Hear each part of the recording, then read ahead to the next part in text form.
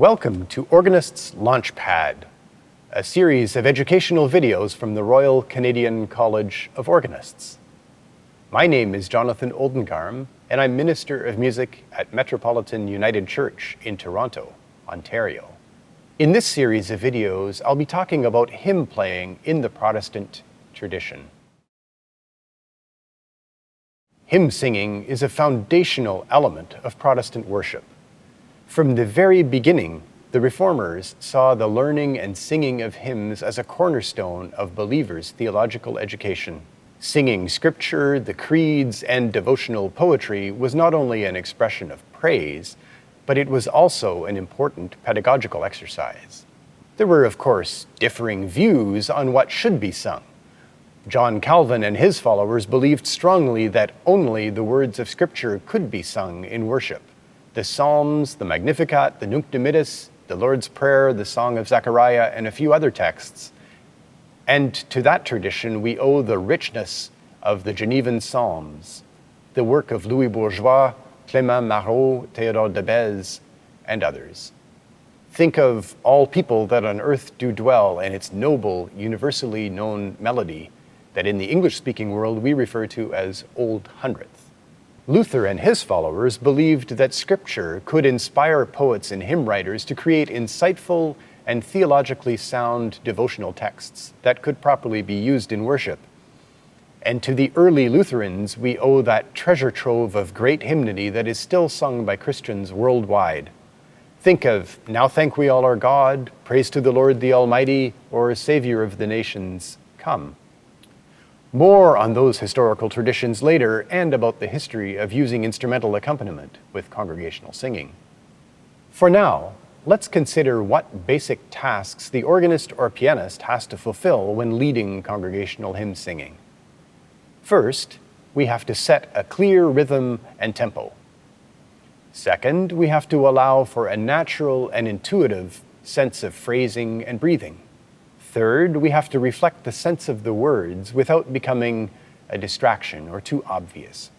Points 1 and 2 are closely linked, and they highlight a key principle for us to understand: the distinction between being rhythmic and being metronomic. Hymn singing is never metronomic. The larger the congregation, the more elastic the will of the people tends to become. However, the organist has the important responsibility to empathetically hold a steady and predictable pulse that flexes slightly at the ends of phrases or with the congregation's natural breathing. It's a subtle dance and an unspoken negotiation between the organist and the congregation, and it is often complicated by the organist sitting at a large distance from the congregation. At such a distance, the congregation will always sound late to the organist, but the organist has to somehow understand that the acoustic latency is a normal situation and to not give in by slowing or waiting.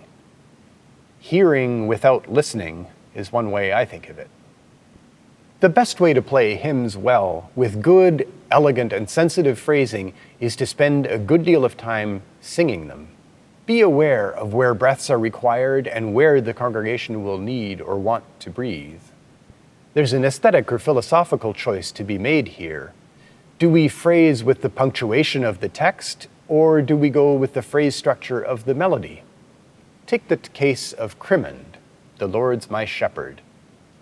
It has some ungainly enjambments in the first verse. The Lord's my shepherd, I'll not want. He makes me down to lie in pastures green. He leadeth me the quiet waters by. While we could insist on phrasing with the punctuation, as I just did, and we could instruct a trained choir to do so, the chances of a congregation following this artful scheme are quite slim.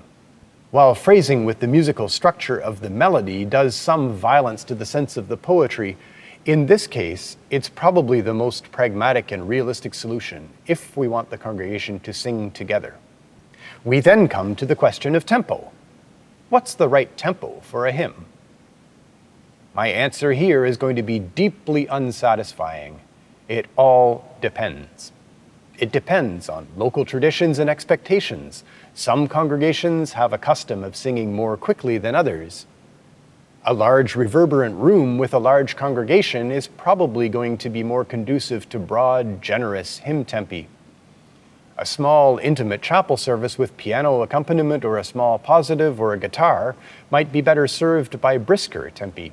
Processional hymns sung by robed choirs need a certain stately swing to come off effectively, and a solemn communion hymn can't be dashed off too efficiently either. There's also a question of modifying the tempo from verse to verse.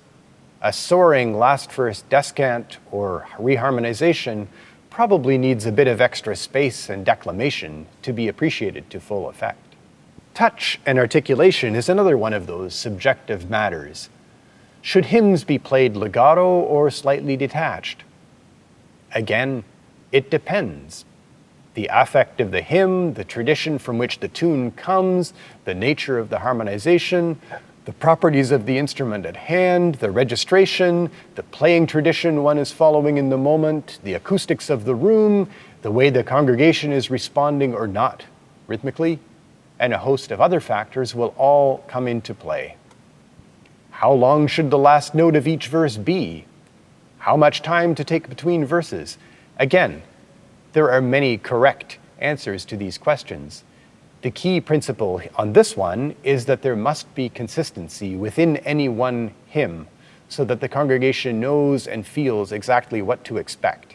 The setup and release of the final note of a verse must unambiguously determine where the first note of the next verse will land, and that is entirely a question of breath and intention. More on that later. Here then we have our three tasks: rhythm, phrasing, and words.